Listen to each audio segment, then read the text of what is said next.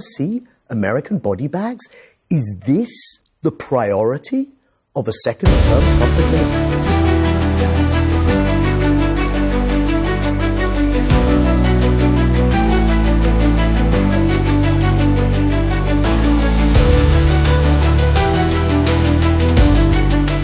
Of the Palestinian people, which we see couldn't contrast more starkly with his words, the steadfastness of the resistance. Al-Qassam brigades of Hamas have replenished their numbers, as you said. You're going to have to fight your way to achieving this. Are we going to see American body bags? Is this the priority of a second-term Trump administration? Because that's what it would mean. If you want to see this happen, you're going to absolutely have to prioritize, be on the ground, and that's why I tend to think, Christiane, it's not serious, but that doesn't mean it's not dangerous. Because the impact, first of all, as America's allies and its competitors look at this and they say, wow, this guy's going to overextend himself and he's going to have to keep climbing down. He's showing lack of seriousness and therefore weakness here. And in Israel, and this is extremely worrying, in Israel, the messianic extremist camp are giddy with excitement today. And these are the guys, I think you could call them the apartheid is not enough. Like keeping the Palestinians in this separate, unequal conditions isn't enough because they're still physically there. So these Ben Gvir, Smotrich, they've all come out, warmly embraced it, and they are saying, yes, now we can see it through. So even if America doesn't do it, you will have a significant cohort in Israel who are saying, he has now koshered the idea that we have permanently promoted. We must do this, but if they climb up this ladder, will America be there? Or will they turn around and realize that this reliance on an omnipotent US is going to fall flat? And I think that is also why, look, there was a poll that said 80% of Israelis support the plan, okay? But I think many of Israelis have woken up today, not out of concern for Palestinians, but out of concern that this empowers the most extreme element in their country, and therefore they are worried about it. So as we're speaking, the White House press secretary is addressing the reporters, and she has said that Trump has not committed to placing American troops on the ground, nor would we pay for it. So who's going to do it? Because you know that there are private contractors, American contractors there right now. It's been reported that there are, for instance, patrolling the Netzarim corridor, which is a very big swath of territory that Israel controls at the moment between north and south. But it's policed by these American contractors. When you think of if this is serious and how it will be implemented, do you have any thoughts on that?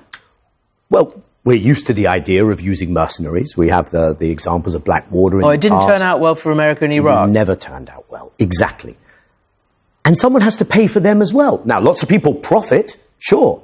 There are always going to be war profiteers, but who's going to pay for them? And I think this idea, and we just heard the former Saudi intelligence chief, Prince Turki Faisal, and he called this a mad ethnic cleansing plan. And we've seen Crown Prince Mohammed bin Salman refer to what Israel has done in Gaza as genocide. So if America thinks that these Gulf Arabs are going to pay for private contractors to fight with Hamas, to clear out Palestinians, to rebuild this, you know what I think? That is racism. It shows the contempt with which they treat these people. And let's also be very clear. First, I don't think it's going to happen, Christiane. We've seen that Israel has not succeeded in this total victory. But if they tried, it is not going to end with Gaza.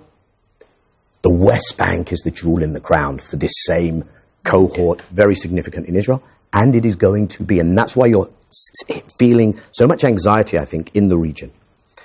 This is exposing those leaders. Some of these allied or putative allied states could become frontline resistance states, and that's dangerous also for Israel.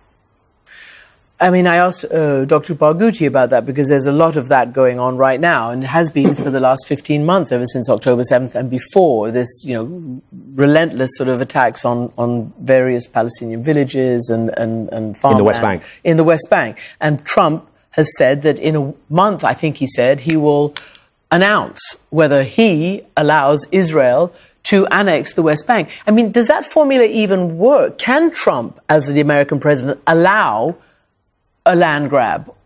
I mean, how does it work? let's deconstruct that, right? So in terms of international law, of course it doesn't work. International law is not exactly the beacon that shines on the head of the American president. Wasn't true of the last president either. So legally, absolutely not. But what about practically? Again, who's going to go in and fight and kill and be killed? No, this is the Israelis taking over, annexing. Yes, but if Israel takes over, then precisely what Mustafa Barghouti said, and this is where it's quite a clear fault line. If you take it over, 2 states is off the table. Israel's taking it off the table. America's taking it off the table. Do you think it's off the table anyway after last night? I think it was off the table in significant measure with the guidelines of this government and with everything that has gone on. If that's off the table, then you either have permanent, separate and unequal apartheid, or you have the physical removal. When we get into this kind of a zero-sum place, right? When ethnic cleansing is put on the table as legitimate, you're in really dangerous, treacherous territory, because it may start with the idea that the Palestinians should be removed, but the Israelis are making themselves unabsorbable in this region. When Netanyahu leaves, President Trump will still have Mexicans and Canadians and fish on his borders. Netanyahu will go home to a world in the West Asian Middle East region, which has been watching on their social media devices the horrors, often Israelis incriminating themselves, the horrors of what has gone on in Gaza. These people are seething. They are in no mood to say, you know what, let's normalize today. I think normalization has been kicked into the long grass, but it could go much further. What I think we are hastening is a choice that the people are going to have to share this land because everything else has been taken off the table. Can I just quickly switch gears or switch nations in the Middle East? The other regional heavyweight is Iran, which obviously has been dealt a lot of blows by Israel and others over the last 15 months. But Trump said last night the following about Iran. I'm going to play it. Oh, good. They can't have a nuclear weapon. Beyond that, it would be very tough if they insist on doing that. They have some of their leadership, I can tell you right now, and maybe you know it, maybe you don't, but there are many people at the top ranks of Iran that do not want to have a nuclear weapon just for that very reason. So this was kind of ignored in the craziness over the other stuff. But this is a big departure for any American president and any Israeli prime minister, or at least this one. They have been absolutely sticking by the notion that Iran wants a nuclear weapon and therefore we have to do this, that and the other. How surprised are you that he said that? So this was fascinating. You do not have a restrainer, make a deal camp inside this administration when it comes to the Palestinians. The ecosystem there is overwhelmingly hostile to Palestinian rights, permissive when it comes to anything Israel wants to do. But you do have that division inside the administration when it comes to Iran. And in that respect, Netanyahu really didn't hear what he wanted to hear on Iran. I think that's okay for him. He's gotten such a political boost. And you know what? The Palestinians are always the most important issue in Israel because politically it matters so much more. But the president said 3 things on Iran. First of all, he said Iran is strong.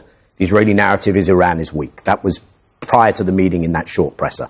Secondly, what you said here, he made this statement which absolutely accords with what the intelligence community has been telling us for years, as you well know, that Iran has not made the decision to actually weaponize a nuclear program.